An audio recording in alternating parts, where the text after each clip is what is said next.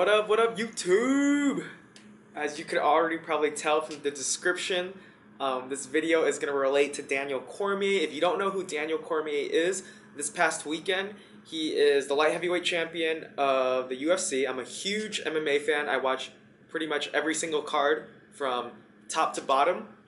And something happened to him that's going to apply to the fitness community, to all of my clients, to everyone that is tracking some sort of progress. Now, what he did was he could not make weight in a combative sport where you are, fighting each other. So you have to weigh in at a certain weight. You agree to a certain weight. And he didn't make weight the first time around. He had 2 extra hours to get back on the scale. And he went backstage. It was about 2 minutes. Came back on the scale. Lost another 1.5 pounds. Almost 1.5 pounds. In 2 minutes, and that is literally impossible. The world is going crazy because they know how he did it. It's super obvious. Like, anyone with a brain saw it, and the journals are going crazy, the tabloids are going crazy because it's super obvious. The second time around, he came on the scale and there was a towel wrapped around him, or around him, not wrapped around him. It was around him because he was naked. He was already naked the first time, so nothing else he could take off to lose this extra weight. But the second time around, he placed his hands on the towel, and you can clearly see him push down on the towel in order to make the weight. And the New York Athletic State Commission could not, they didn't catch it. I don't know if it was corrupt or they're just new, or, because MMA just got legal in New York. For those of you who are tuning out, I promise this applies to fitness, to your weight loss goals, to your muscle gain goals. I promise. Okay? Now, the lesson here is to always, and I tell this to all my clients, always track your progress with the same variables. The exact same variables, or else you are going to screw up. Now, this guy's on a professional level. I thought that was a scum move. I thought the New York Athletic State Commission were morons, idiots, corrupt. Whatever the case is, they're to blame for not catching it when the guy's clearly, when you weigh in on a scale, you're not supposed to be touching anything. This guy clearly had his hands on the towel, pushing down. The MMA community went crazy. It's more sad that he ended up winning the fight. The guy who cheated at the weigh-ins won the fight. I'm not going to talk about that. If you guys want to ask me about that, DM me on Instagram. We can talk about MMA.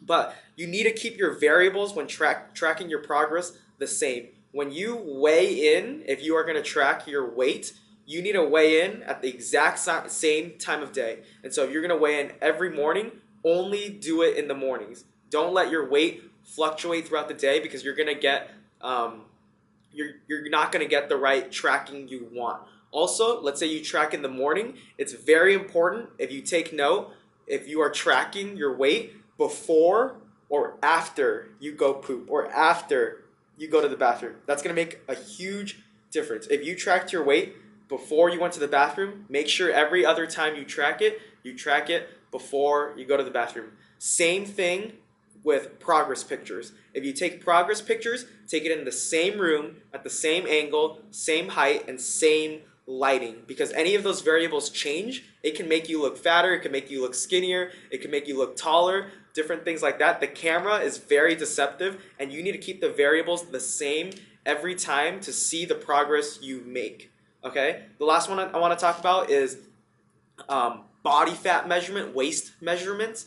Okay? I remember I had one client, and I still don't understand this to this day. I tell all of my clients when I first measure their waist, do not suck in. Do not suck in. I measured her waist, and a few weeks later, she's like, I have a confession to make.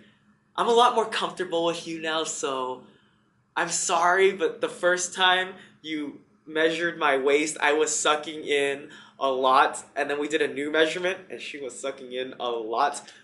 She ended up making great progress anyways. It was just a lot more difficult in the process. It made it more difficult for me to track. But if you're doing this alone without a trainer, make sure you do everything correct. Keep the variables the same. When you measure your waist, do not suck in every time you measure. That way you get an accurate measurement.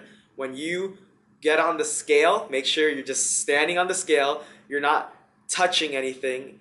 And when you take progress pictures, same height, same angle, same lighting, same time of day, and if you can, same place every single time. That way you can see accurately if you're making progress or if you're not making progress, okay? Daniel Cormier, if you're watching this video, that was a scum move, and anyone who's making excuses for him, go try it for yourself. I tried it for myself. I went on the scale and I placed my hands on a surface similar to a towel, just placing it. I didn't even push down. I lost 10 pounds.